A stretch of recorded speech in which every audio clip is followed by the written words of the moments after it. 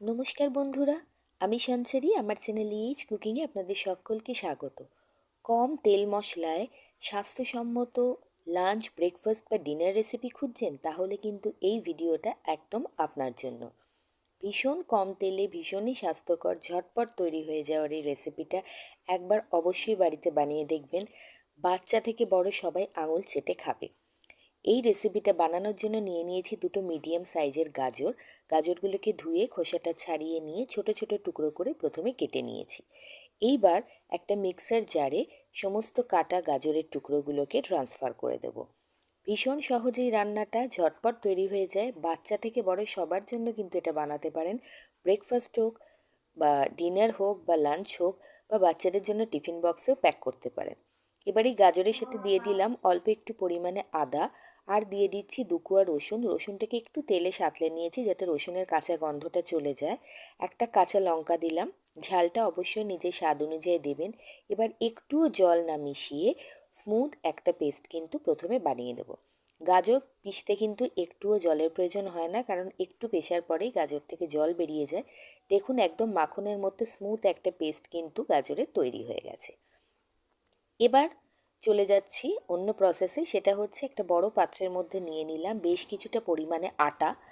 একদম আটা দিয়ে আমি রান্নাটা করছি, কোনো রকম ময়দার ব্যবহার কিন্তু এতে করব না। অবশ্য আপনারা চাইলে ময়দা দিতেই পারেন, কিন্তু আটা দিলে অনেক বেশি স্বাস্থ্যকর হয়, হজমে কিন্তু কোনো অসুবিধা হয় না। এবার আটাটার মধ্যে দিয়ে দিচ্ছি যে গাজরটাকে পেস্ট বানিয়ে রেখেছিলাম সেই গাজরটা।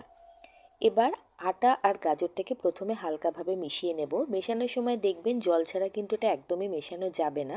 যতটা সম্ভব আগে একটু ভালো করে মিক্স করে নেব। এবার নিশ্চয়ই বুঝতে পারছেন আমি এটা কি বানাচ্ছি। আগে হ্যাঁ, এটা বানানো হচ্ছে গাজরের পরোটা, কিন্তু সেটা মাখা বেলার ঝামেলা ছাড়াই। লিকুইড ডো গাজরের পরোটা আমি এখানে বানাচ্ছি। প্রথমে দিয়ে দিলাম হাফ গ্লাস মতো জল। জল দিয়ে আটা আর গাজরটাকে প্রথমে ভালোভাবে মিশিয়ে নিচ্ছি। মেশানোর সময় ইনিশিয়ালি একটু অসুবিধা হবে, কিন্তু ধীরে ধীরে এটা কিন্তু স্মুথ হয়ে যাবে আর লাম্প ফ্রি একটা ব্যাটার আমরা এখানে তৈরি করে নেব। এবার মোটামুটি সব কিছু মিশে গেছে, আবারও একটু জল দিলাম। 2 কাপ আটা আর দুটো মিডিয়াম সাইজের গাজর দিয়ে গাজরের পরোটা বানানোর জন্য আমার এখানে পুরোপুরি 1 গ্লাস মতো জল কিন্তু লেগেছে। আবারও একটু ভালোভাবে মিশিয়ে নিচ্ছি। মেশাতে মেশাতে দেখুন বেশ লাম্প ফ্রি একটা ব্যাটার তৈরি হয়েছে। আর ছোট একটা দুটো গাজরের টুকরো যদি থাকে তাতে কোনো অসুবিধা নেই।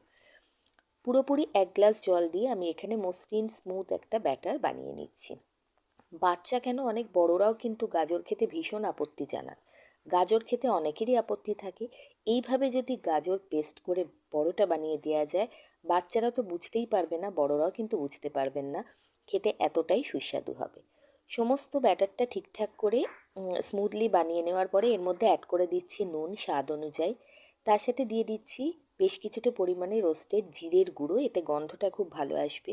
আর দিয়ে দিলাম হাফ চামচ পরিমাণে ধনের গুঁড়ো।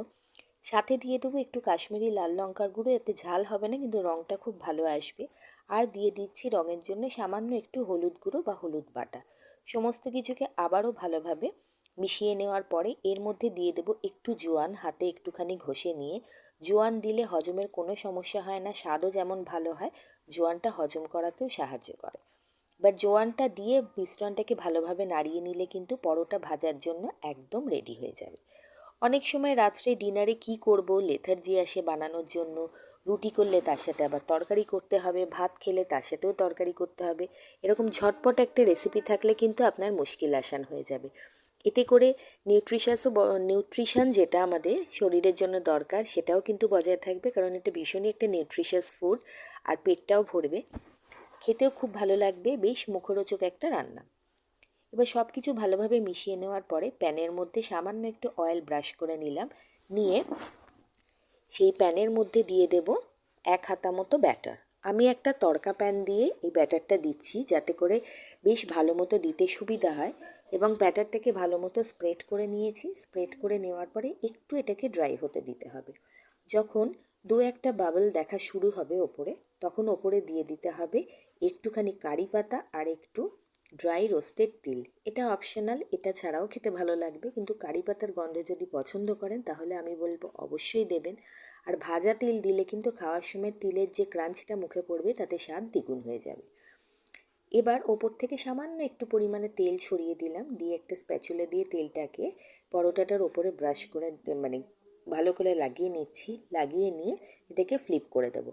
এক একটা পিঠ ভাজতে কিন্তু মোটামুটি 1 মিনিট মতো টাইম লাগবে। আর গ্যাসের ফ্লেমটা থাকবে পুরোপুরি মিডিয়াম, হাই করবেন না, তাহলে কিন্তু এটা পুড়ে পুড়ে যাবে, তখন আর দেখতে ভালো লাগবে না।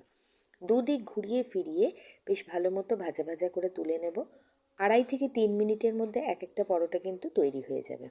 দেখলেন তো তাহলে কত সহজ, নিডিং রোলিংয়ের ঝামেলা ছাড়াই কিন্তু খুব সুন্দর গাজরের পরোটা এরকম ঝটপট বানিয়ে নেওয়া যায়। শুধু গাজর কেন, যে কোনো ভেজিটেবল দিয়েও এই পরোটাটা বানাতে পারেন।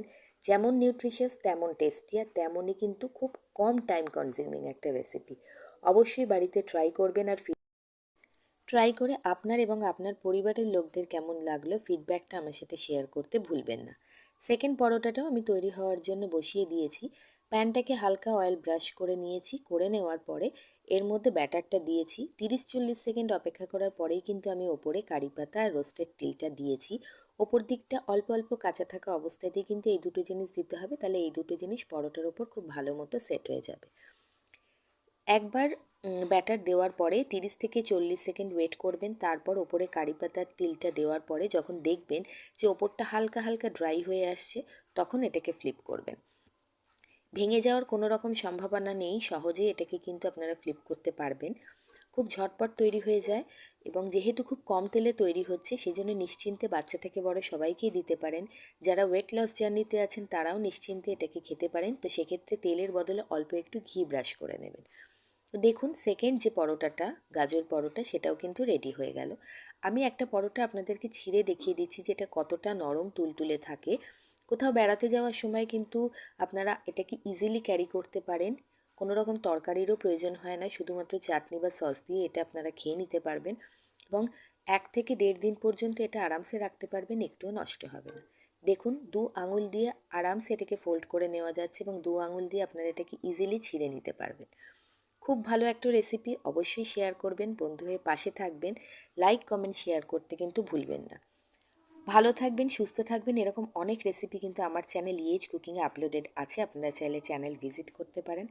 আজকের মতো আসি, আবার আসবো অন্য কোনো দিন অন্য কোনো রেসিপি নিয়ে। খুব ভালো থাকবেন, সুস্থ থাকবেন। অনেক অনেক ধন্যবাদ।